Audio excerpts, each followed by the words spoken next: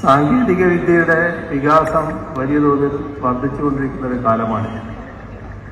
അതനുസരിച്ച് വാണിജ്യ സമ്പ്രദായങ്ങൾക്കാകെ പ്രാധാന്യം വർദ്ധിച്ചു വരുന്നൊരു കാലത്താണ് നാം ജീവിക്കുന്നത്. മുൻപൊക്കെ ഒരു വ്യാപാര സ്ഥാപനത്തിലേക്ക് ചെല്ലുന്നു, അവിടെ നിന്നും ആവശ്യമായ സാധനങ്ങൾ വില കൊടുത്ത് വാങ്ങുന്നു. ഇതായിരുന്നു ഉപഭോക്താവിൻ്റെ സമീപനം.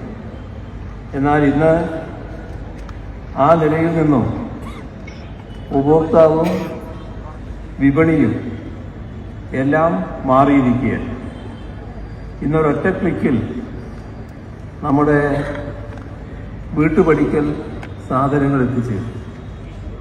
വാങ്ങിയ സാധനം വിറ്റതാരാണ്, അല്ലെങ്കിൽ അത് ഏജൻസിയെ ഏറ്റി വരുന്ന വിപണി ഇടപെടലുകളുടെ മറ്റൊരു ദൃഷ്ടാന്തമാണിത് എന്ന് പറയാം.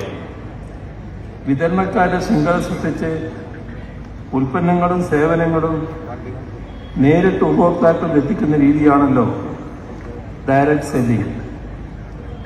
ഇതിന്റെ ഭാഗമായി നിരവധി അവസരങ്ങൾ ഉയർന്നു വരുന്നുണ്ട്. അതേസമയം ഇതിന്റെ പേരിൽ നിയമവിരുദ്ധ പ്രവർത്തനങ്ങൾ വർദ്ധിക്കുന്നതായും കണക്കുകൾ സൂചിപ്പിക്കുന്നു. ഇത് കണ്ടുകൊണ്ടാണ് 2018 സംസ്ഥാന സർക്കാർ ഡയറക്റ്റ് സെല്ലിംഗ് മേഖലയ്ക്കായി മാർഗനിർദ്ദേശങ്ങൾ പുറപ്പെടുവിച്ചത്. ആ മാർഗനിർദ്ദേശങ്ങൾക്ക് നിയമപരമായ പ്രാബല്യം കൈവന്നിരുന്നില്ല. പിന്നീട് കേന്ദ്ര സർക്കാർ പുറപ്പെടുവിച്ച ചട്ടങ്ങൾ പാലിക്കുന്നുണ്ട് എന്ന് ഉറപ്പുവരുത്താനായി ഒരു മോണിറ്ററിംഗ് മെക്കാനിസം രൂപീകരിക്കാൻ സംസ്ഥാന സർക്കാർ തീരുമാനിച്ചു. ഇതിന്റെ ഭാഗമായി ഈ രംഗത്ത് പ്രവർത്തിക്കുന്ന കമ്പനികളുടെയും ട്രേഡ് യൂണിയനുകളുടെയും അഭിപ്രായം ആരാഞ്ഞതിനു ശേഷം പുറപ്പെടുവിക്കുന്ന മാർഗരേഖയാണ് ഇന്നിവിടെ പ്രകാശനം ചെയ്തത്.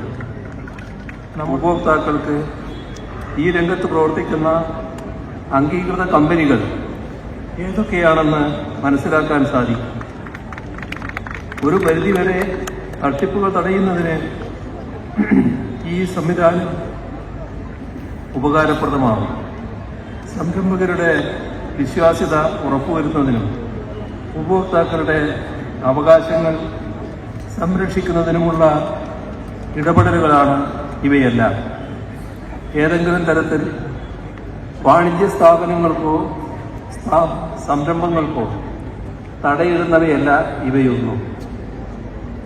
സംരംഭകത്വ വികസനത്തിൽ നമ്മുടെ സംസ്ഥാനം വളരെയേറെ മുന്നേറുന്നതായാണ് കണക്കുകൾ സൂചിപ്പിക്കുന്നത്.